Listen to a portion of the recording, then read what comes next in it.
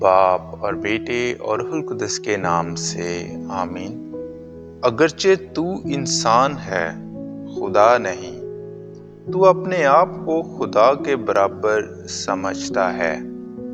ہمارے لیے آج کی تلاوت حزقیال نبی کی کتاب، اس کا 28واں باب اور اس کی پہلی 10 آیات۔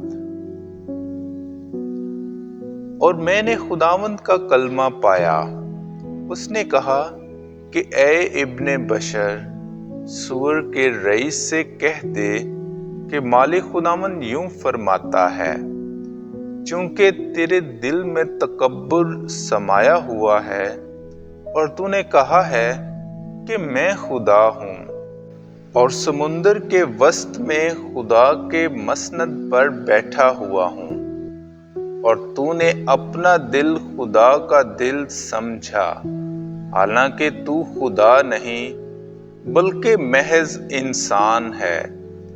کیا تو دانیال سے زیادہ دانش مند نہیں؟ کوئی صاحب حکمت نہیں جو تیرے برابر ہو۔ تو نے اپنی دانش اور فہم سے اپنے لیے دولت پیدا کی اور اپنے خزانوں میں سونا اور چاندی جمع کیے۔ تو نے اپنی بڑی حکمت سے تجارت کر کر کے اپنی دولت بڑھائی ہے، اور تیری دولت کی وجہ سے تیرا دل متکبر ہو گیا ہے۔ اس لیے مالک خداوند یوں فرماتا ہے، چونکہ تو نے اپنا دل خدا کا دل سمجھا ہے، اس لیے دیکھ، میں تجھ پر ایسے اجنبیوں کو جو قوموں میں زیادہ ظالم ہیں لاؤں گا۔ وہ تیری دانش کی خوبی پر اپنی تلوار کھینچیں گے اور تیرے جمال کو برباد کر دیں گے۔